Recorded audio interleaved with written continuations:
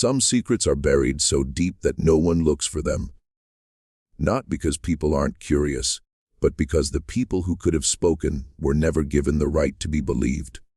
In 1854, a man named Tobias, a carpenter enslaved on a cotton plantation along the Bayou Leafer in southern Louisiana, was said to have carried a secret so dangerous that 3 different men tried to silence him before he ever had the chance to speak. He never ran. He never spoke to the wrong person. He simply watched and remembered and waited. And what he knew was not a rumor, not a suspicion.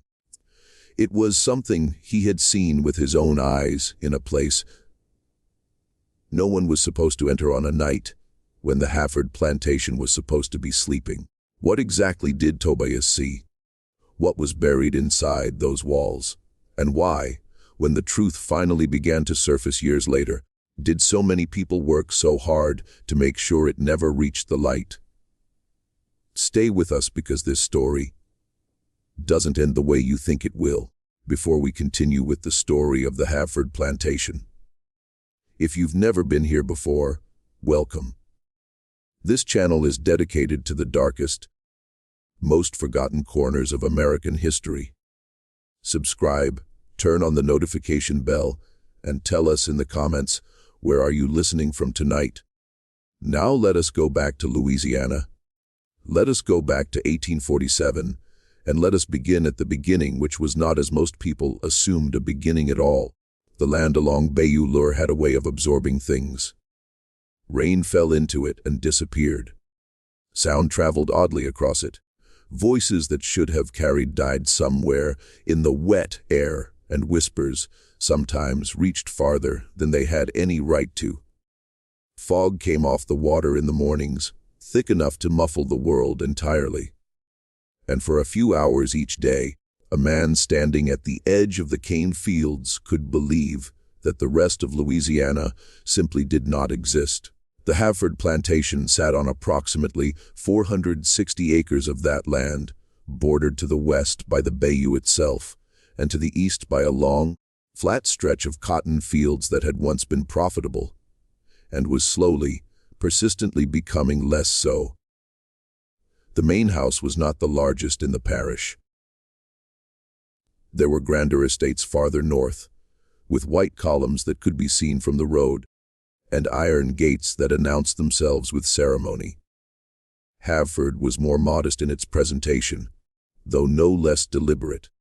The house was 2 stories, built of cypress wood, darkened by years of humidity, with a wide gallery on the upper floor that Colonel Elliot Hafford was known to pace in the evenings, a glass of bourbon in hand, watching the fields in the fading light, as though he were performing some private accounting that no one else was permitted to witness.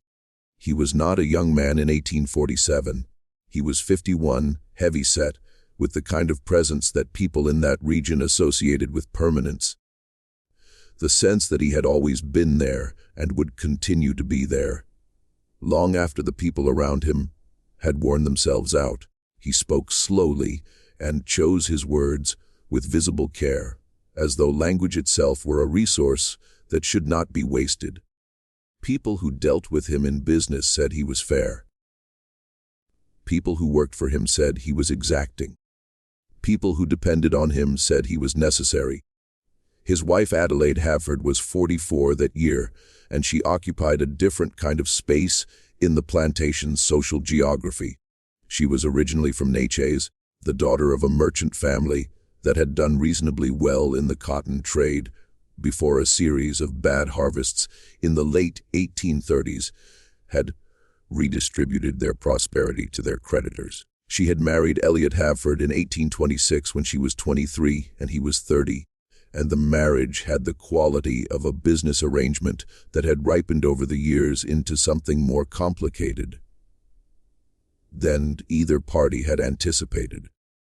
She was intelligent in the way that women of her class were trained to conceal. She managed the household accounts, supervised the domestic workers with a precision that other plantation wives admired from a distance, and said very little in public that anyone could later use against her. They had one child. Henry Havford, born in 1829, had been sent north to study at a college in Virginia when he was 17. And by 1847, he was a young man of 18 with opinions he had not yet been tested on, and an idealism that his father regarded with a mixture of affection and apprehension. Henry was expected home in the summer of 1848. He had written letters, careful, formal letters, that spoke of his studies and the weather, and very little else, and Colonel Havford kept them in a locked drawer in his study that no one was invited to open. The enslaved population on the Havford plantation numbered in 1847 approximately 63 men, women, and children distributed across the fields, the main house, the outbuildings, and a cluster of cabins that stood along the western edge of the cotton field nearest the bayou. Among them was a man named Tobias. He was, by the estimate of those who knew him, somewhere in his late 30s, though no birth record had been kept for him in any form that survived. He had been on the Havford property for most of his life, having been brought there as a child along with his mother, when Colonel Havford's father, a man named Preston Havford, had purchased them from a failing estate in the Natchitoches area. His mother had died of fever when Tobias was perhaps 12, and he had grown up in the way that children in bondage grew up, by absorbing the world around him quietly, learning which things were safe to know and which things were safer to appear not to know. What set Tobias apart, and what had given him a particular kind of status in the plantation's internal economy, was his work. He had an unusual aptitude for carpentry, not the rough-hewn functional carpentry of someone who had been handed an axe and told to produce results, but something more precise than that. He had learned from an older man named George, who had died some years earlier, and what he had absorbed from George and refined through practice was an understanding of wood and structure that Colonel Havford found genuinely useful. Tobias repaired what broke and built what was needed, and he did so with a quiet economy of movement and a refusal to hurry that produced consistently work that lasted. Because of this, he moved through the plantation differently than most of the other enslaved men. He went into the main house to repair floors and door frames and window casings. He went into the storage buildings and the smokehouse and the cotton gin. He was sent occasionally to the properties of neighboring planters to do work that Havford was paid for at a rate that never passed through Tobias's hands, and he was permitted by the particular logic of the place and time to move through more of the physical world of the plantation than most, not freely, never freely, but with a longer tether than others. He noticed things. He had been noticing things for 30 years. And for 30 years he had done what the world had taught him to do with what he noticed. He kept it inside in a place that belonged to no one else. In a silence so practiced it had become a second skin. The man who oversaw the day-to-day operation of the plantation's labor was a white man named Nate Birch, who had come to work for Colonel Havford in 1839 and had stayed, which already made him unusual in a position that tended to turn over quickly. He was younger than the colonel by about 15 years, lean in a way that suggested either constitution or poverty, and he had the particular quality of loyalty that comes not from admiration, but from debt. He owed Havford something that had never been spoken aloud, and whatever it was, it had kept him in place for 8 years, and seemed likely to keep him there indefinitely. Birch was not, by the account of those who observed him, cruel in the particular theatrical way that some overseers performed their authority. He was efficient. He kept order through a system of pressure and surveillance that operated mostly at a low, constant hum, rather than in sudden peaks. The enslaved people on the plantation were afraid of him in the way that they were afraid of unpredictable weather. Not always, not every moment, but with a continuous awareness that conditions could change without warning and without apparent cause. Tobias had more interaction with Burge than most of the field workers, simply because Tobias's work brought him into the operational spaces that Burr also occupied. They had developed a working relationship that was functional and carefully bounded. Burr told Tobias what needed to be done. Tobias did it, and they exchanged as few words as the task required. Burge did not, as far as anyone could tell, feel anything particular about Tobias one way or another. He was a tool that worked. In Burr's accounting of the plantation's resources, that was sufficient. And then there was Dora. She was older, perhaps 60, perhaps more, though she herself did not know for certain. And the plantation records, which had been kept with varying degrees of accuracy over the years, disagreed with each other. She had been on the Havford property longer than anyone else among the enslaved population. Longer, even than the memory of anyone who could be asked. She had been a house servant for most of her life, and now with her joints making demands that the main house's stairs could not accommodate, she had been moved to lighter work. The kitchen garden, the laundering of household linens, when the weather permitted, the care of the very young children while their mothers worked the fields. Dora and Tobias had been close since he was a child. She had been one of the people who raised him after his mother died. Not formally, not by anyone's decree, but in the quiet, practical way that communities in bondage organized their own caring. She knew him better than anyone alive, which meant she knew with a precision that required no explanation between them when something had changed. She noticed it in the spring of 1847, the year that everything began. He came back one afternoon from a job he had been sent to do in the main house. Something about a window frame on the upper floor, near the colonel's private study. And when he sat down at the table in the cabin they shared with two other families, he was still not the ordinary stillness of a tired man at the end of a hard day, something else. A stillness that had a shape to it, as though it were holding something in. She did not ask him. Not that night, and not for several nights after that. She waited because Dora had lived long enough in that particular world to understand that some things needed to be given room before they could be spoken. And Tobias, she knew, would speak when he was ready, or he wouldn't speak at all, and either way, they would manage. What she didn't yet know was that what Tobias had seen through that partially open door on the upper floor of the Havford house was not a thing that could be managed, not without cost and not without danger. The work had been straightforward.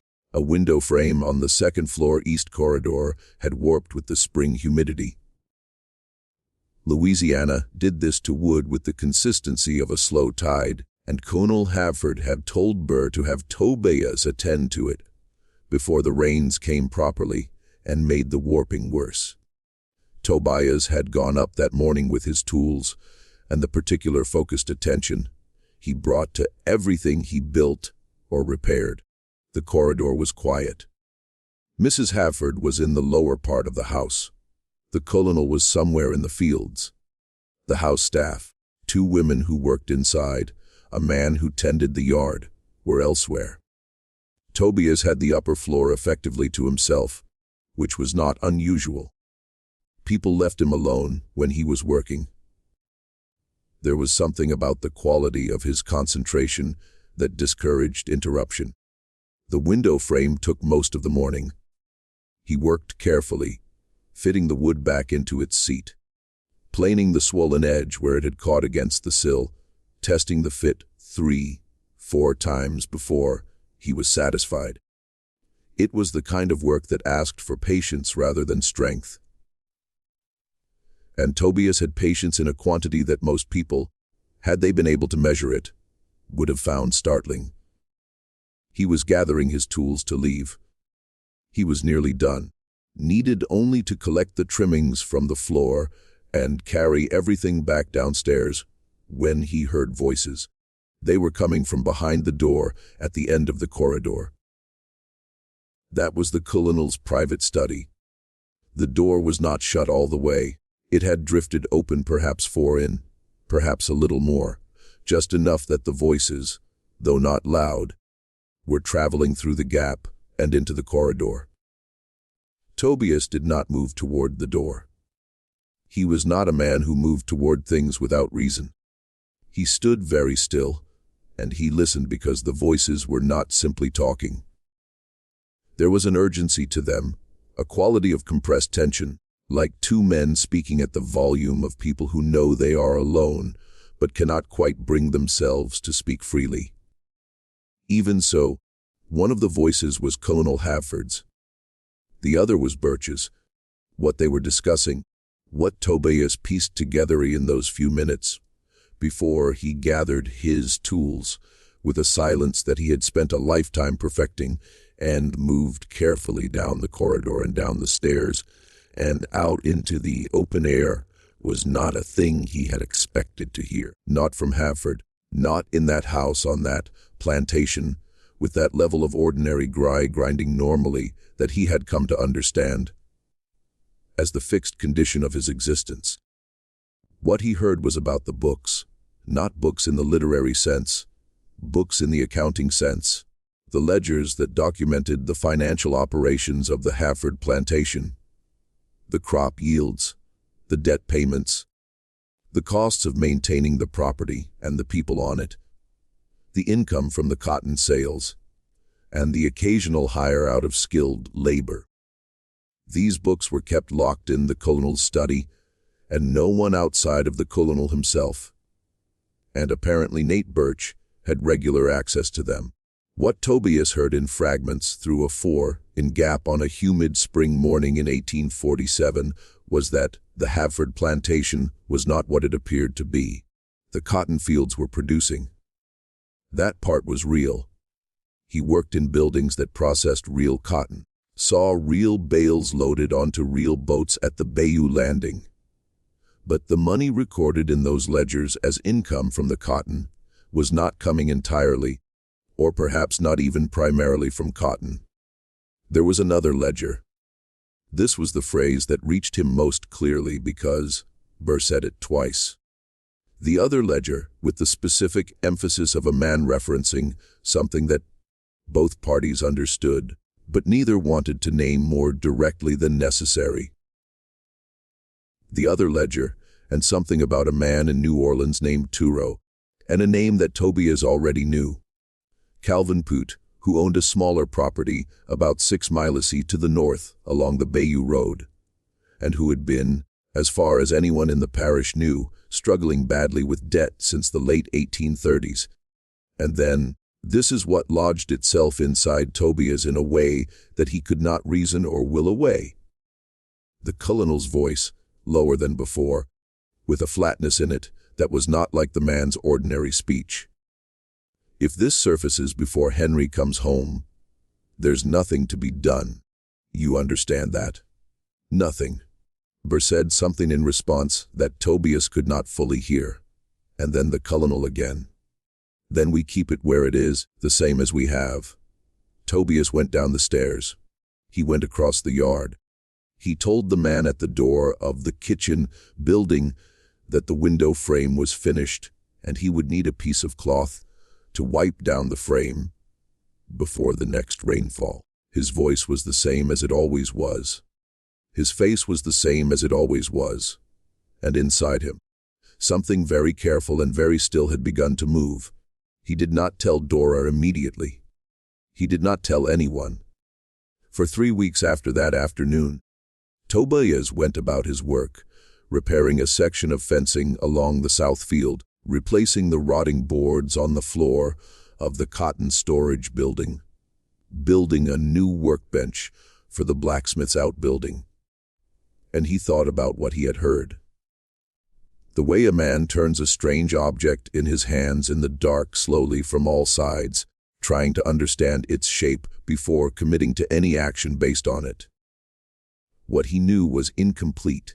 He knew that a man who acts on a half, heard conversation in a house where he has no standing and no protection is not brave.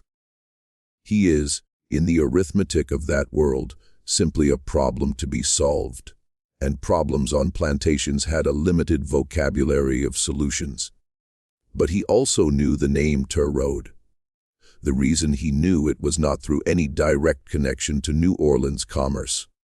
He knew it because 3 years earlier in 1844, he had been hired out to a property 2 parishes north to do carpentry work for a man named Delocroix. And while he was there sleeping in the outbuilding with 2 other hired workers, one of whom was an older man named August, who had spent time working on the docks in New Orleans, he had heard the name mentioned in the context of a particular end of business that was not conducted in daylight. August had not said much. Men who spent time near the docks learned to say things in the fewest possible words. But what he had communicated in the way of a man who assumed that the other person already understood the general outline and needed only a confirmation was that too was a broker, not of cotton, not of timber, of people. He operated, according to August, in the particular gray zone that existed between the legal domestic slave trade, which was by 1844 robust and active along the Mississippi corridor, and something less formally organized, something that involved people who were not supposed to be sold, because they were already legally owned by someone else, appearing in transactions that could not be documented in the ordinary way. The word August had used was inventory. He moves inventory that doesn't have clean papers, he had said. You understand what I mean? Tobias had understood. He had filed it away with the careful neutrality of a man who makes a lifelong practice of filing things away. And he had not thought about it again until the afternoon in the Havford corridor, when he heard that name come through a 4-indoor gap with the specific weight of something that had been said between 2 men times before. He thought about Calvin Poot. Poot's property was smaller and less productive than Havford's. Everyone in the parish knew he was in debt. Everyone also knew that Poot had, in the past 2 years, somehow managed to continue operating without the visible signs of a man whose creditors were closing in. His fields were still worked. His workers were, and this Tobias knew, because he had done hire-out work at Poot's property once 18 months ago. Different than they had been the time before. Different people. Not all of them, but enough to notice if you were the kind of man who noticed. Tobias was that kind of man. He lay awake in the cabin on the night 3 weeks, after the corridor afternoon, and he assembled what he knew into a shape. The shape was not complete. There were gaps in it, places where the logic required information he didn't have. But the shape was recognizable, and it was in the specific moral geography of the world he inhabited. A shape that could destroy the Havford plantation, the Havford family, and possibly several other arrangements along the Bayou LaForce that had been maintained with great care for a very long time. People were disappearing. Not from the Havford plantation itself, at least not that he could identify with certainty, but somewhere in the operation that Turo and Havford, and possibly Poot, had constructed. People who were legally the property of one owner were being transferred without proper documentation to other arrangements in exchange for money that appeared in ledgers as something else. Cotton income, timber sales, loan repayments. It was not, and this was the thing that made it peculiar rather than simply criminal by the standards of the time. Simply the trafficking of enslaved people that was horrifyingly legal and ordinary. What Tobias had assembled into a shape suggested something more specific. That Havford, whose financial situation was perhaps not as stable as his property, and his reputation implied, had entered into an arrangement with a broker in New Orleans that allowed him to move people without the public record that legal sales required to move them in ways that could not be easily traced. Why would that be necessary? Tobias turned the question in the dark. The answer that came back to him was the one he hadn't wanted to assemble, because it required a particular kind of courage to hold in your mind. It would be necessary if the people being moved were people who, for one reason or another, could not be moved publicly. People who were documented as being somewhere else. People who were on paper still alive and present and accounted for, but who had in practice been redirected into whatever current Churro's operation ran, which meant that somewhere in the parish, on the Havford property, or adjacent to it, or in whatever accounting system the colonel maintained in that locked study, there were people missing who were not recorded as missing. There were numbers that had been made to add up in a way that concealed subtraction.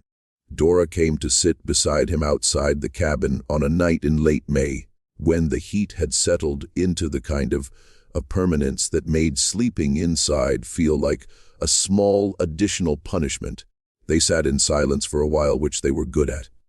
Then she said, "Whatever it is, it's sitting on you." He said, "Nothing."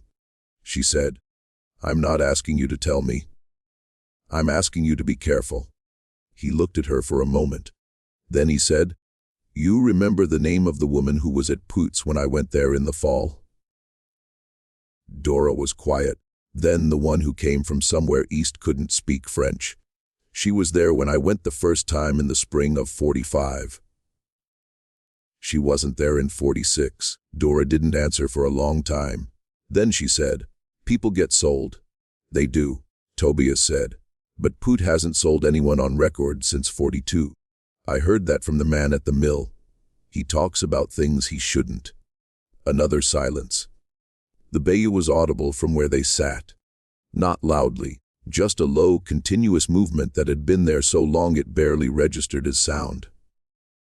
"Tobias," Dora said. "I know," he said. "You know what it means if you're right." "I know." "And you know what it means if you say a word of it to the wrong person." He looked at his hands in the dark.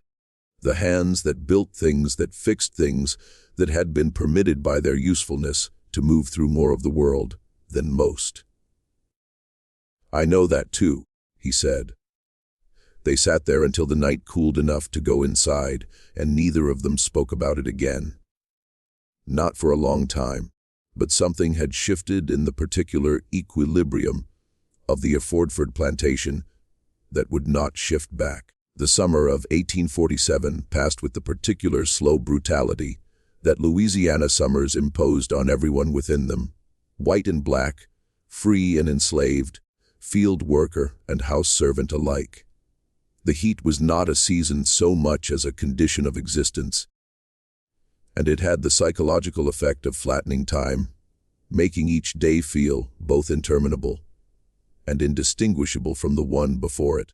Colonel Havford rode the fields in the mornings and conducted his business in the study in the afternoons.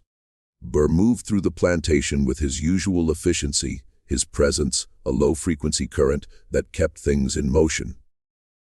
Mrs. Adelaide Havford managed the house with the focused intensity of a woman who had decided at some point in her life that the management of domestic space was the one arena in which she was permitted to exercise the full range of her capabilities, and she was going to do it with the thoroughness it deserved. Tobias worked. He built a new storage rack in the smokehouse. He repaired 3 sections of the gallery railing on the upper floor of the main house. He replaced a rotting support beam under the east end of the cotton gin, which required him to be inside that building for the better part of 4 days. Working in the dark with a lantern and the specific company of his own thoughts, He was also with the patience of a man who had learned that patience was the primary tool available to him. Gathering information. He did this without appearing to gather it. He did it in the way that people who have no formal access to information but exist inside the machinery of a place gather it. Through proximity, through the accumulation of small observations, through the careful attention to what people say when they think they are not being listened to, and to what they conspicuously avoid saying. What he assembled over the course of that summer was a more detailed picture than the one he had started with. The arrangement, as best he could construct it, worked like this. Havford maintained a formal ledger, the one that would have been presented to any creditor, banker, or legal inspector that recorded the plantation's operations in a way that was in its broad outlines accurate. Cotton yields were documented. Expenses were recorded, the enslaved population was listed, everything appeared in order. But the plantation had been carrying debt since the early 1840s, when a combination of falling cotton prices and the cost of several improvements the colonel had made to the property had created a gap between income and obligation that could not be filled simply by working the fields harder. This was not unusual in the region and period. Many planters were in similar situations. What was unusual was the solution the colonel appeared to have found through an intermediary in New Orleans, a man whose name was Tureau, and who conducted his business from somewhere in the Fox Marini district. Havford had entered into a series of transactions that generated income that was real but not reportable in the ordinary way. The details of these transactions did not reach Tobias directly, but the effects of them did. In the fall of 1845, a man named Reuben, who had been on the Havford plantation for at least 6 years and who worked the fields and was known to everyone, was gone. The official record, and Tobias had heard this mentioned in a conversation between two of the houseworkers, was that Reuben had been sold. This was plausible. Sales happened, but Tobias had spoken with Reuben 2 days before he disappeared, and Reuben had said nothing about a sale. Had mentioned, in fact, that Burr had told him he would be helping with the harvest that year, something a man about to be sold would not be assigned to anticipate. In the spring of 1846, a woman named Florence, who worked in the kitchen under Mrs. Havford's supervision, and who had been on the property longer than Reuben, was also gone. The explanation given, heard through the same channels, was illness. She had been sent to New Orleans for treatment and had died there. No record of this reached anyone on the plantation, and there had been, in the 18 months since the corridor afternoon, 2 more names. A young man from the field crew, whose name Tobias had not known well, referred to mostly by a nickname, and an older woman named Pearl, who had been one of the people Tobias associated with childhood, who had known his mother, and whose disappearance in April of 1847 had been explained to no one at all. Pearl was simply gone one morning. He counted them. He counted them against the ledger entries he had not seen, but could infer against the names of people who should have been there and were not.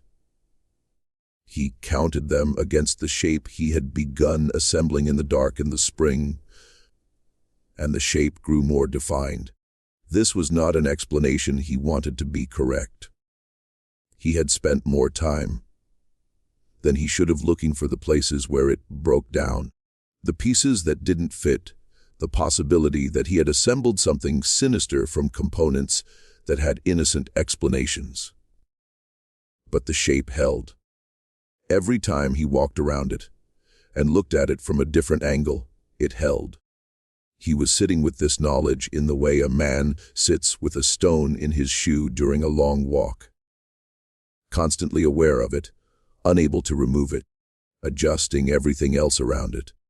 When something changed in the external landscape of the plantation that made the private calculus much more complicated. A deputy sheriff named Claude Oren came to call on Colonel Havford in August of 1847. Tobias saw him arrive. A man in his 40s riding a brown horse, dressed with the slightly over-formal quality of an official who was not entirely comfortable with the social dynamics of visiting a planter of Havford's standing, but who had decided that the visit was necessary regardless. He was shown into the house by one of the dooryard workers, and he stayed for perhaps an hour. Tobias, who was working on the gallery railing at the far end of the house, could not hear the conversation inside, but he could see, when the deputy came back out, that the man's posture had changed from the posture of a person who arrived with a question to the posture of a person who had received an answer that he had not entirely found satisfying. Oren stood on the gallery steps for a moment before he mounted his horse. He looked out at the property, the fields, the buildings, the bayou visible in the distance, with the particular unfocused look of a man whose mind is working on something that doesn't quite fit. Then he rode away. Tobias finished the section of railing he was working on and said nothing. But he remembered the look on the deputy's face, and he filed it away in the place where he kept the other things. That evening, as the sun dropped behind the cypress trees along the bayou, and the plantation settled into the sounds of the night, the insects, the low talk from the cabins, the occasional creak of the main house shifting in the cooling air, Tobias sat outside and thought about Deputy Sheriff Claude Oren.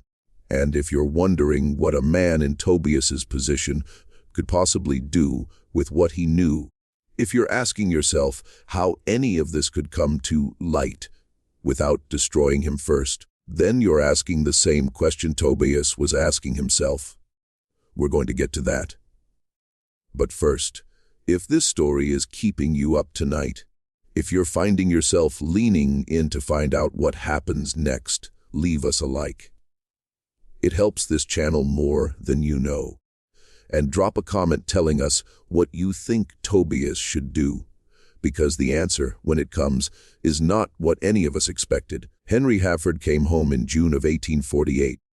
He was 19 years old, and Virginia had done something to him that his father had perhaps not fully anticipated when he sent the boy north. It had given him, alongside the formal education in law and letters that was its stated purpose, a set of ideas that he had not arrived with. He came back with books in his trunk that his father, had he known about them, would not have permitted through the front gate. He came back with a manner that was still formally correct and socially appropriate in all the ways that his upbringing had instilled, but which had acquired an edge of discomfort, a quality of controlled unease that expressed itself most visibly in the way his eyes moved across the plantation. When he thought no one was watching him, he watched the fields in the mornings. He watched the workers moving through their tasks.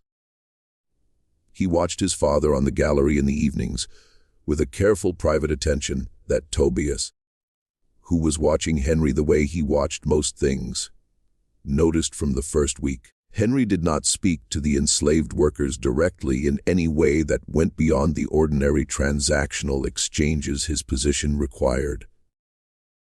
He was not, or at least he made himself appear not to be, the kind of young man who made gestures toward the people his family owned in the performative way that sometimes passed for conscience among his class. But there was something in him that was struggling with the place he had come back to. And it was visible if you knew how to look for it. Tobias knew how to look for it. He and Henry had no particular history. Henry had been 12 when he left for Virginia, and in the years before that. The interaction between a planter's son and an enslaved carpenter had been governed by the strict geography of social distance that structured everything. But when Henry came home, he did something that shifted the geography slightly. He took an interest in the work Tobias was doing, not in a conversational way at first.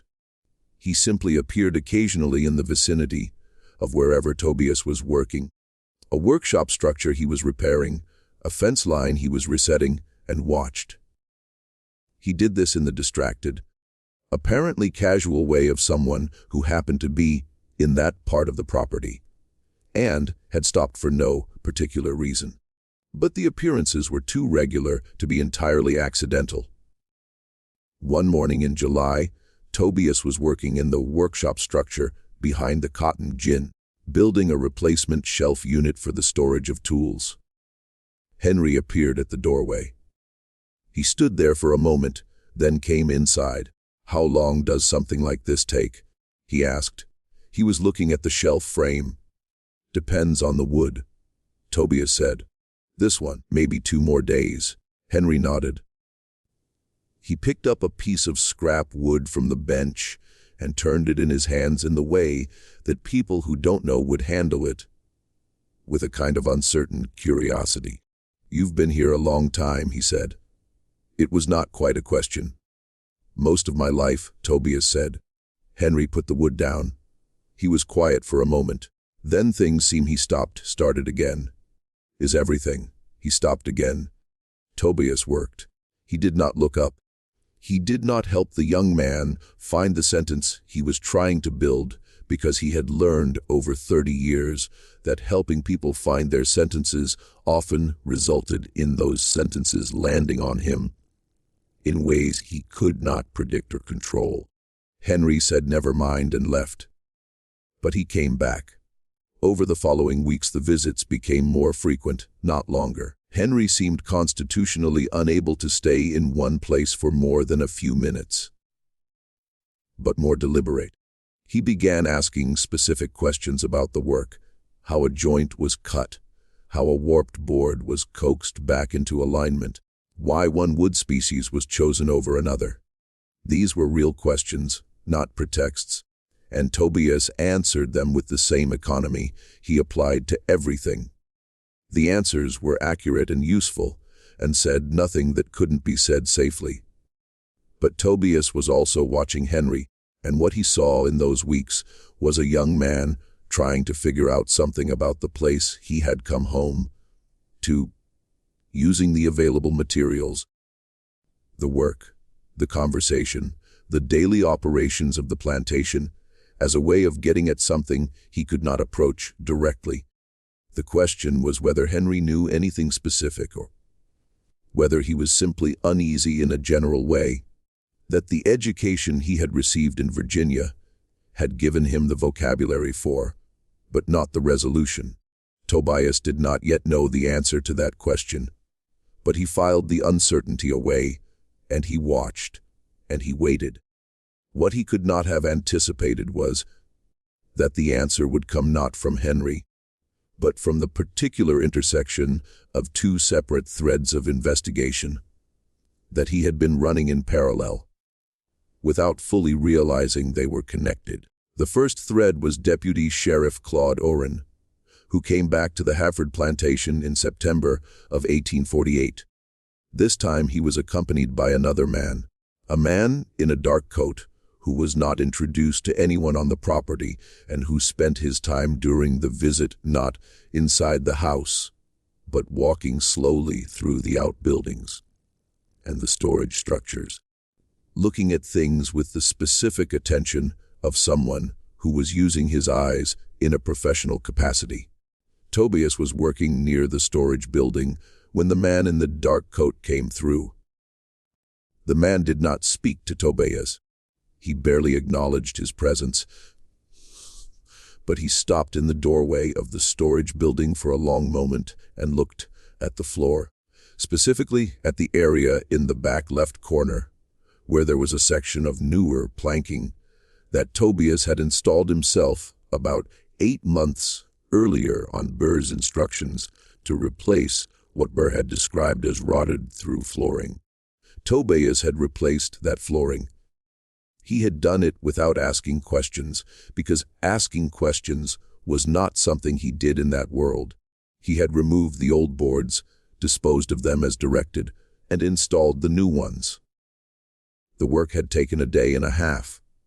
It was good work, but he had seen before he covered it over that the earth beneath the old flooring was disturbed. Not in the way of ordinary settling or moisture damage, in a specific way. In a way that a man who built things and therefore understood the difference between how the earth looks when nothing has happened to it and how it looks when something could not entirely ignore, even when he was trying to. He had not looked closely. He had covered it over and done the work he was told to do and not thought about it again with any degree of focus. Because there was a category of thing in that world that fell into a space where thinking too clearly was its own form of danger. But the man in the dark coat stood in the doorway and looked at that corner, and something about the way he stood there told Tobias that he was looking at the same thing Tobias had tried not to look at. The second visit ended without anything visible changing. Oren and the man in the dark coat left. Colonel Hafford came back into the house. Burr resumed his rounds with the same efficiency as always. But that night, for the first time in the year and a half, since the corridor afternoon, Tobias did not sleep. Henry found him 2 days later, not at a work site, but at the edge of the bayou, where Tobias sometimes sat in the early morning before the day's work was assigned. It was a narrow strip of bank where the cypress roots made natural seats, and the water was slow and dark and smelled of mud and vegetation. Tobias had been coming here since he was a boy. It was not secret. There was no such thing as a secret location on a plantation where your movements were observed.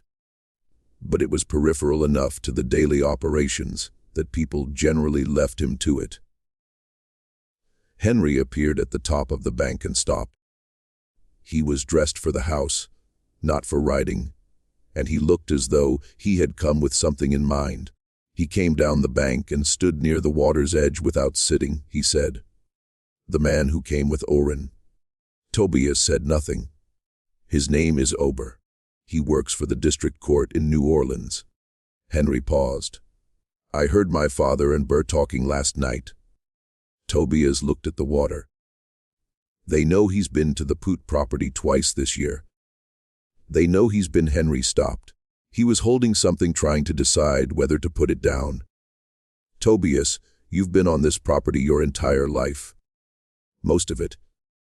Have you ever? He stopped again. Then, with the specific desperation of a young man who has spent weeks trying to find a way to ask a question and has run out of ways to approach it indirectly. Do you know what's been happening here? The question sat between them in the morning air for a moment. Tobias had been waiting for something like this, and he had also been dreading something like this, because the answer to it was the most dangerous thing he possessed, and the person asking it was the son of the man who had made it dangerous. He looked at Henry's face. The young man was 20 years old and frightened and trying to look like he wasn't. And there was in his expression something that Tobias recognized as genuine. Not the performance of conscience, but the actual experience of it, which is a different thing entirely and much more difficult to carry. He made a calculation. He made it quickly in the way that people who have spent their lives making assessments of human reliability make assessments not perfectly, but with the accumulated judgment of years. Then he said, I know some things. Henry exhaled. Then you know more than I do. That's possible. What do I? Henry looked at the water, then back. What can I do? And this was the question that Tobias had been sitting with since the spring of 1847. And the answer to it was not simple, and it was not safe. And it required a kind of trust that the entire architecture of their world was designed to make impossible. He thought of Reuben. He thought of Florence. He thought of Pearl. He thought of the disturbed earth under the floor of the storage building. Then he said, "There's a man at the district court named Ober. You said so yourself." Henry nodded slowly. "He's already looking. He just doesn't know where to look." A pause. Then Henry, "And you do, I know some things," Tobias said again. "But a man like me can't walk into a courthouse. Can't write a letter that won't be read. Can't speak to the right person without the wrong person finding out." Henry was quiet for a long time. The water moved past them slow and indifferent. "But you could," Tobias said. It was the most he had said in a single direction to a white man in his entire life. And having said it, he was still. He watched Henry's face for the response that would tell him whether he had miscalculated. Henry stared at the bayou. He was pale naturally, and also now with something else. "You're asking me to." "I'm not asking you for anything," Tobias said with the careful specificity of a man who understood exactly what words cost him. "I'm telling you what I know. What you do with it is your business." Henry looked at him, and then he looked away back at the water, and he stood there for a long time in the morning light. He did not give an answer that morning. He went back up the bank and back toward the house, and Tobias sat by the bayou for a while longer watching the water move, and then he went to work. The difficulty was that the plantation had ears.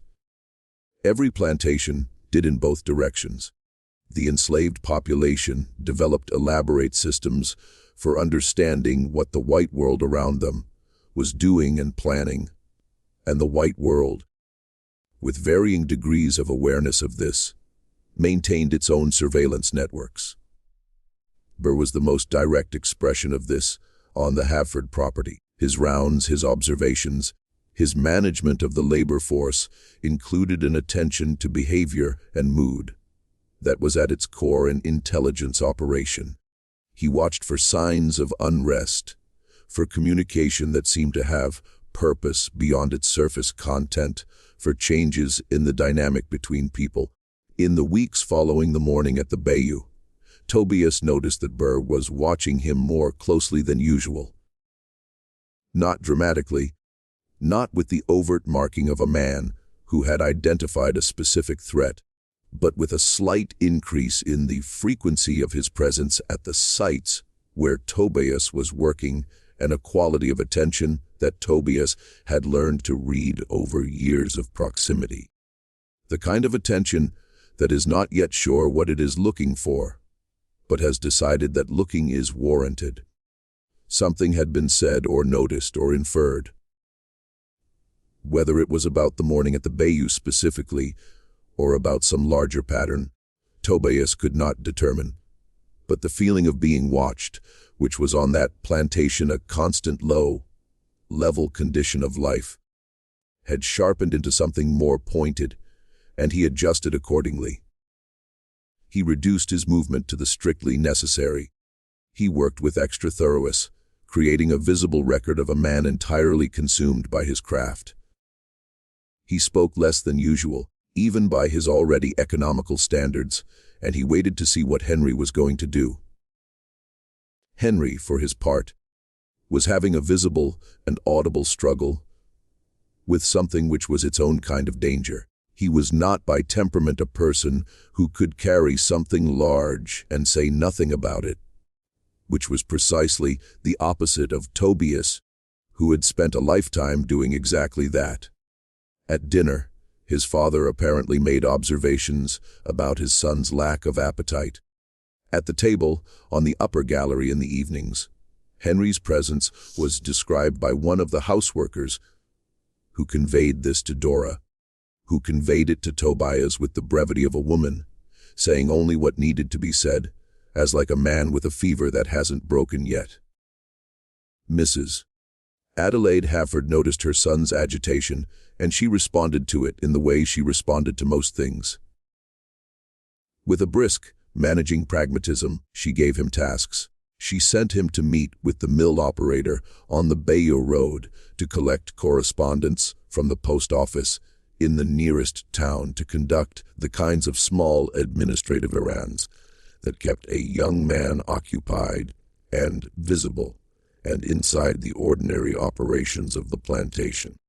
Whether she suspected what was behind the agitation, Tobias could not know. He suspected she was not a woman who wasted time on suspicion when she could spend it on management. And then in October of 1848, Calvin Poot died. He died officially of a heart complaint, which was plausible for a man of his age and constitution.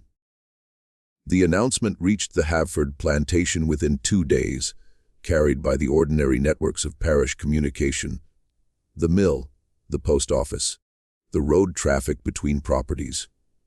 It arrived in the ears of the enslaved population through the same channels. It arrived everywhere else, just slightly filtered. What was notable about Poot's death to the small number of people paying close attention was the timing. Ober, the court official from New Orleans, had been to the Poot property twice in the past year. His second visit had been, according to what Henry had been able to gather in late September, perhaps 3 weeks before Poot died. Tobias heard this and did not react visibly. Dora, sitting beside him that evening, said only "M," and that was enough, because does the death, whatever its actual cause, change the arithmetic of the situation in a way that Tobias understood immediately. Poot had been in whatever the arrangement was a node. He had been the receiver, or perhaps the intermediary. His records, whatever they contained, were now subject to probate, a legal process that would involve the court, which meant Ober, which meant New Orleans. The clock that Tobias had been watching from a careful distance had just moved.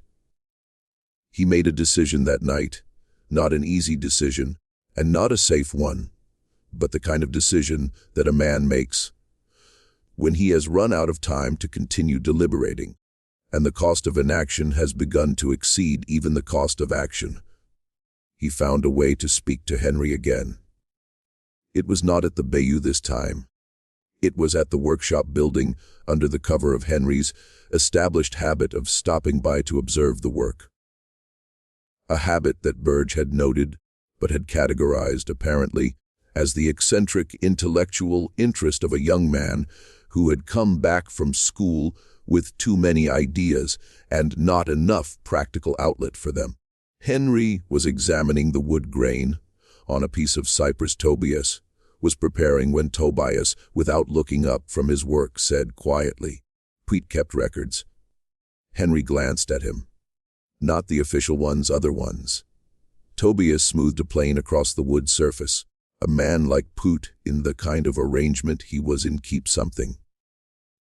In case people, in that kind of arrangement, always keep something.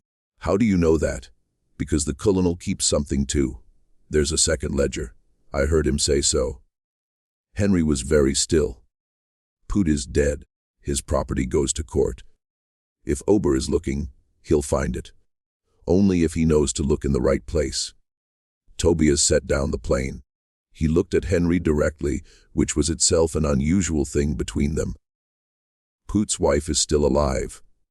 She's at the property. Henry took a slow breath. He understood. You think she knows? I think she's a woman who survived 20 years with a man like that. Tobias said, I think she knows a great many things. He picked up the plane and went back to work. Henry stood there for another moment, then left. 3 days later, Henry Havford rode to the Poot property on the stated errand of paying respects to the widow. He was gone for 5 hours. The Havford plantation conducted its ordinary operations around the absence, the way a river flows around a stone. The daily work continued. The colonel conducted his afternoon business in the study. Burr made his rounds. The field workers moved through the harvest. Only a very small number of people were aware of the weight of those 5 hours. When Henry came back, he rode in through the main gate with the careful, neutral expression of a man who had decided before he arrived what face he was going to wear. He put his horse away, went into the house, and spoke to no one until dinner. Tobias was at the workshop, working in the last of the afternoon light, when he heard the horse come in. He listened to the sound of it, the pace, the steadiness. And he read it the way he read everything about the world around him carefully, without conclusions. He wasn't ready to justify. He did not sleep well that night. 2 days passed without a sign. On the third day, a letter was sent from the Plantation. This in itself was not unusual. The colonel maintained correspondence with several parties in New Orleans and elsewhere, and letters went out regularly via the post rider who came through on Wednesdays. But the letter that went out on that Wednesday was not sent by the colonel. It was sent by Henry, and it was addressed not to any social correspondent, but to a name at the district court in New Orleans, which the post rider, who was not a man who paid close attention to such things under ordinary circumstances, would remember months later as being the same name that appeared in subsequent official correspondence that he was asked to describe. The name was Ober. What Henry had written, Tobias never knew precisely, not then and not later in the form of a complete account. What he was able to understand in Virginia over the following weeks through the accumulation of effects, rather than direct knowledge, was the general shape of what had been put in motion. The Pute widow, a woman named Harriet Pute, who had been raised in New Orleans and had her own connections there and her own understanding of what her husband had been involved in, and who had spent 20 years in a position of complete legal dependence on a man she had perhaps not entirely trusted, had, according to what Henry told Tobias in the workshop 1 week after the ride, given us something, not a document exactly, an account, an oral history. Carefully specific, delivered with the composed precision of a woman who had been rehearsing it, possibly for years against the day it might be needed. She had named names. She had described transactions. She had provided dates and amounts, and the names of the people who had been moved in the way that Tobias had slowly assembled in his accounting, the people who appeared in one ledger and disappeared from another, who had been sold in the particular undocumented way that left no trail, or who had been listed as deceased in records that were, she said, fabricated by a man in New Orleans who charged D for the service. Among the names she had given was the name of Calvin Pute, and among the names she had given was the name of Elliot Havford, and she had described with a directness that Henry had found difficult to maintain composure through what had happened to some of the people who had been moved through this arrangement. Not all. She didn't know all of it, but enough. She said some of them went to properties in Texas. Henry told Tobias, his voice carefully level. Properties that don't appear in the state records because they operate outside the ordinary registration. Some of them are still there. Some of them he stopped.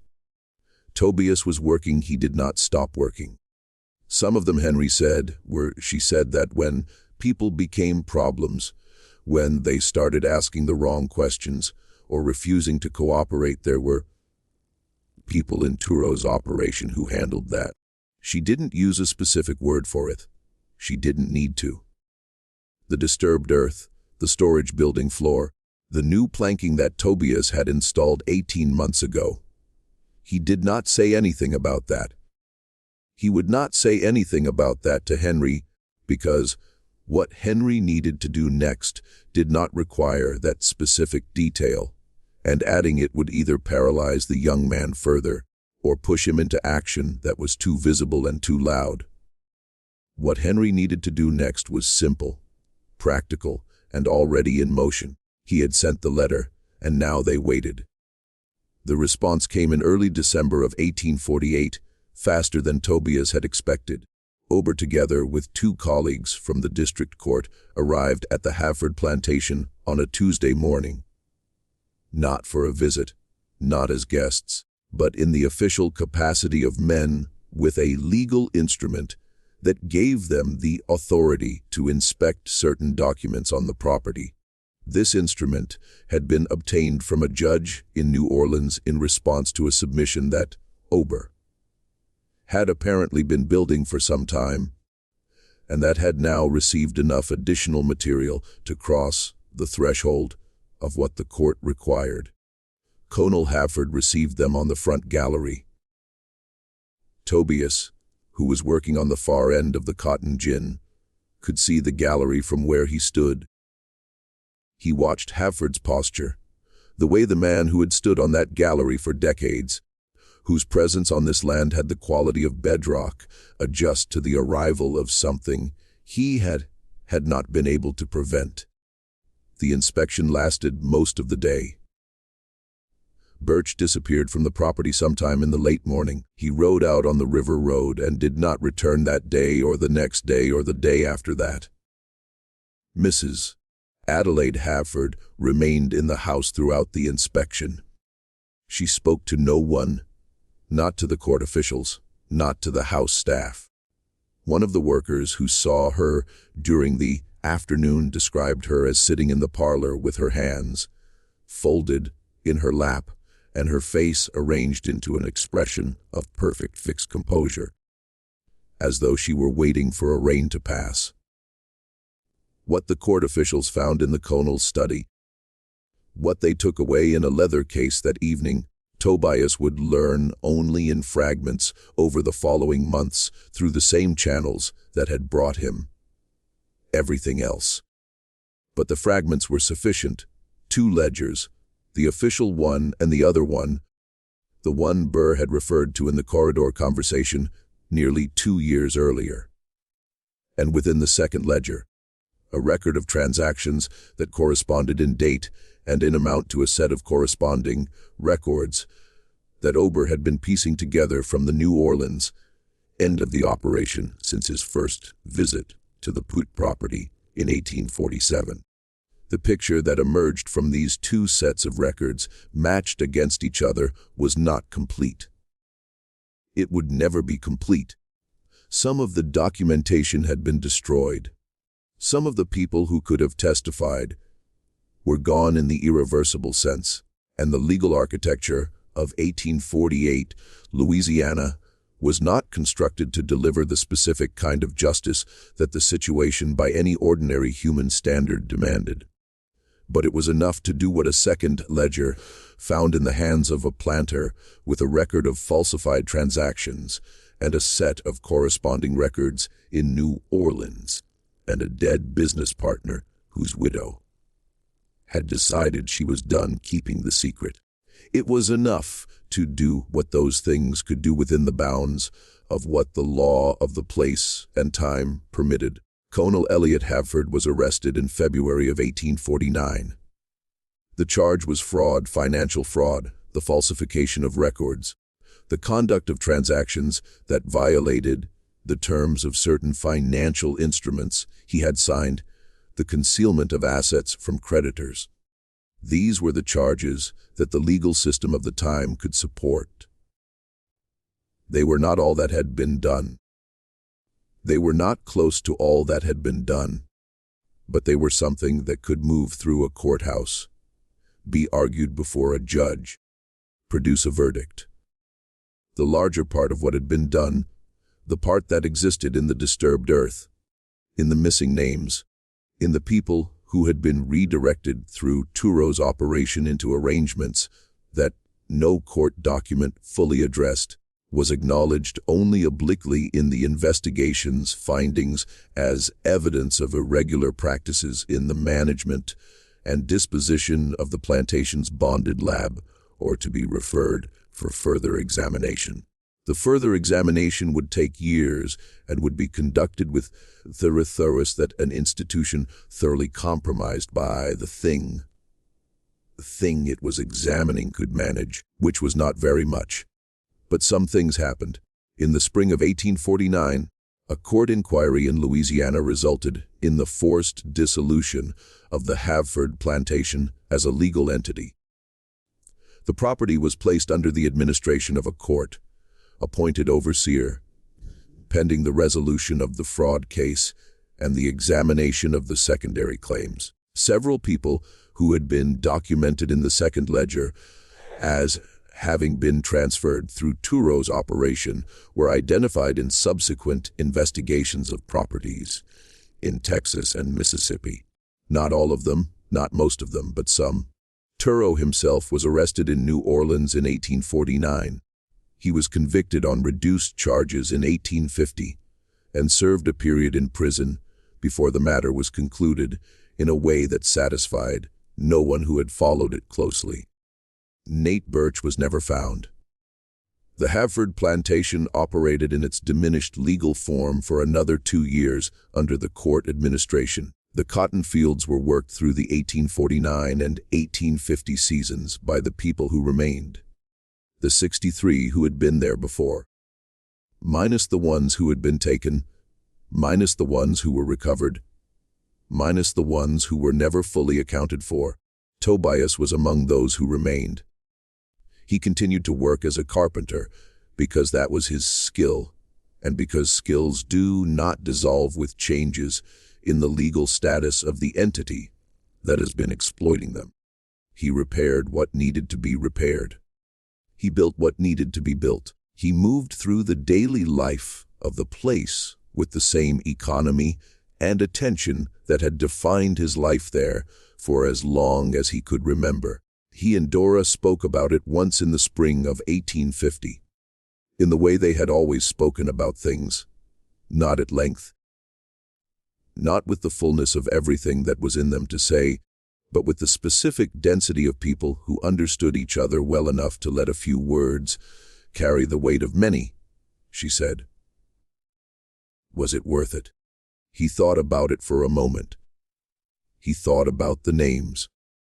He thought about the ones who had been found and the ones who hadn't. He thought about what the courts had done and what they hadn't done and what they were never going to do. Some of them came back, he said. Dora nodded. Some, she said.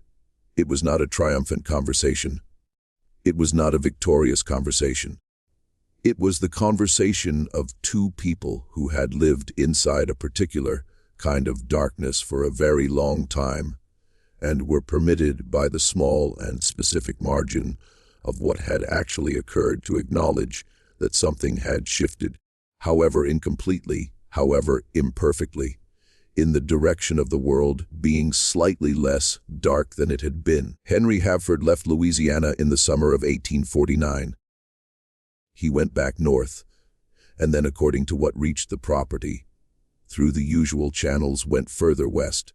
He wrote a letter to the court official Ober, who included a portion of it in a report that was filed with the district court in New Orleans in 1850, in which he described his understanding of the events that had led to his father's arrest.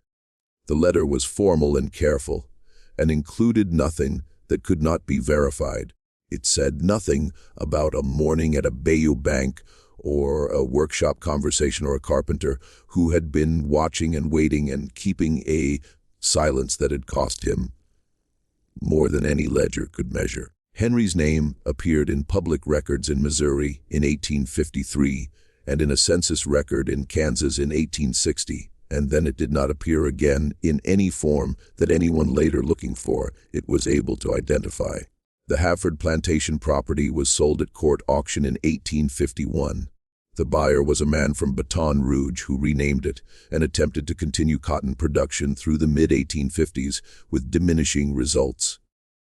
By 1858, the land was partially leased to smaller agricultural operators and partially given over to the slow, patient reclamation of the Louisiana landscape, which takes back what it is given with the same indifference with which it had permitted the building to begin.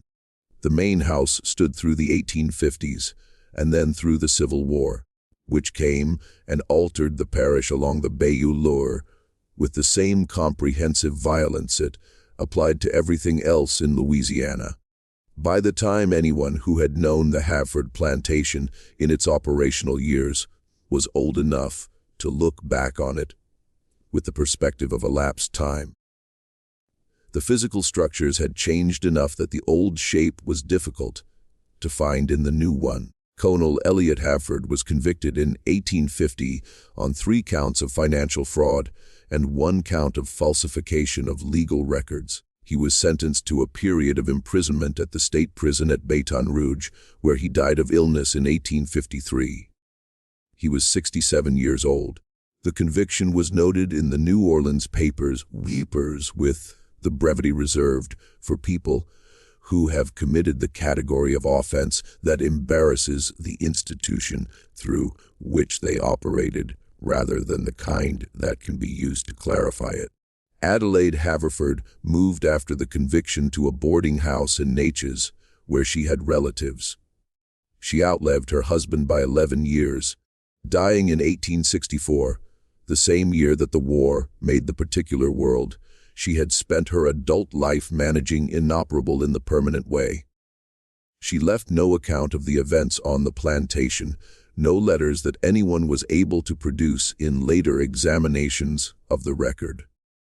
If she knew more than the court document suggested, and there was significant reason to believe that she did, she took it with her. Dora died in the winter of 1852 at the Havford property in its court-administered form, in the same cabin, where she had sat with Tobias on the long list of nights that preceded everything that came after.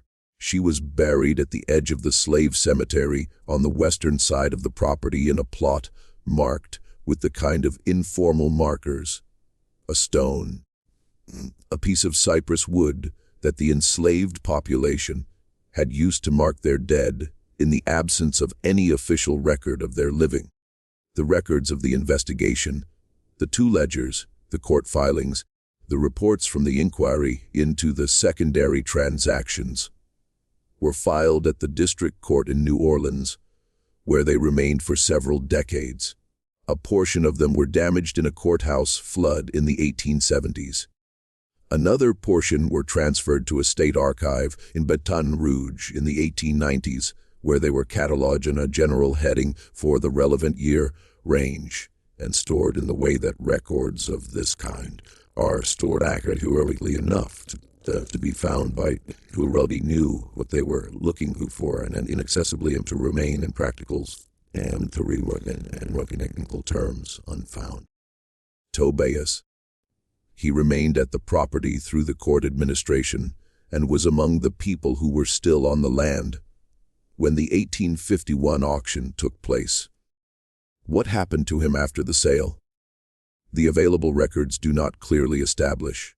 There is a name in a labor contract from a property near Tibeto in 1852 that is consistent in occupation and description with the person the Havford records described. There is a mention of a carpenter at a property near the Red River in 1855 that might be the same man. There is nothing after that.